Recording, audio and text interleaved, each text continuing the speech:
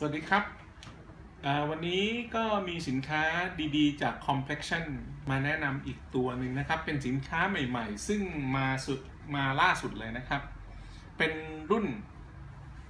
Smart Gateway ที่จะออกไปทางอินเทอร์เน็ตนะครับเป็น Control Panel สำหรับ Alarm System นะครับเราเรียกรุ่นนี้ว่ารุ่น LS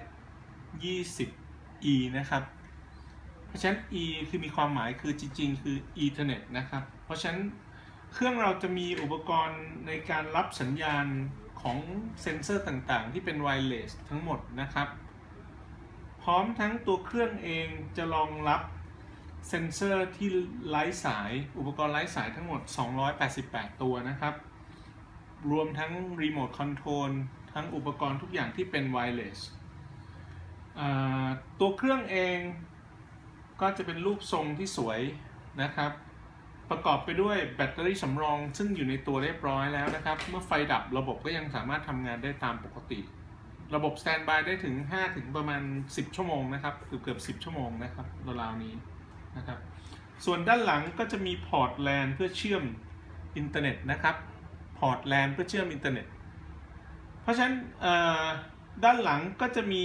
สายเพื่อจะเสียบอะแดปเตอร์ power supply นะครับ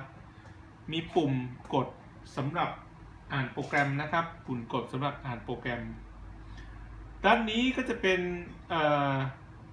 การเชื่อมต่อสายแบบไซเรนนะครับไซเรนแบบสายมีการเชื่อมต่อของเซนเซอร์ได้ถึง3 Input นะครับแล้วก็มี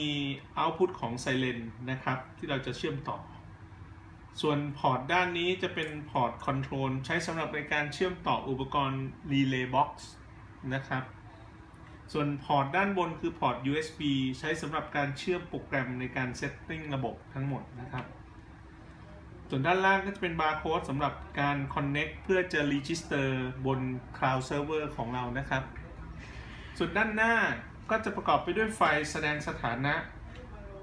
ด้านบนจะเป็นไฟสีน้ำเงินนะครับซึ่งจะแสดงสถานะข้อมูลเวลามีข้อมูลวิ่งผ่านออกทางอินเทอร์เน็ตนะครับ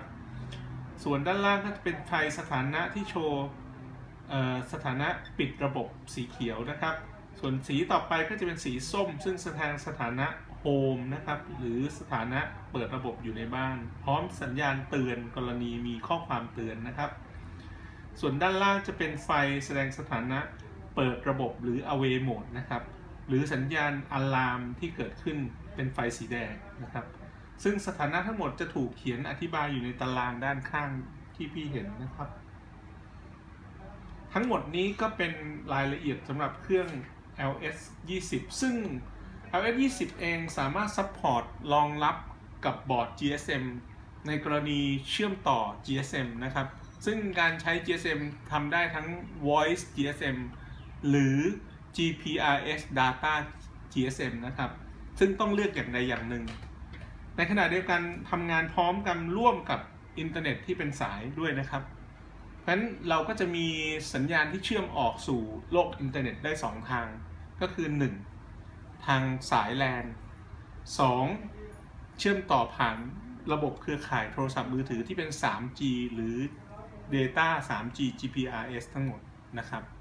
ทั้งหมดนี้เป็นสินค้าดีๆที่เราเรียกเราว่ารุ่น LS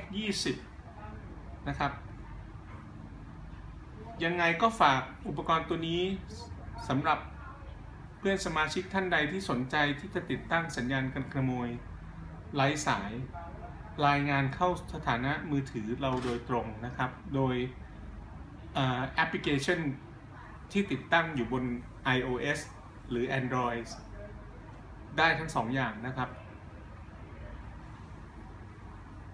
ทั้งหมดนี้ก็ขอขอบพระคุณสำหรับเครื่องดีๆ Complexion ที่เรานำมาเสนอวันนี้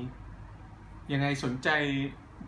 เยี่ยมชมได้ที่ www.complexion.co.th นะครับ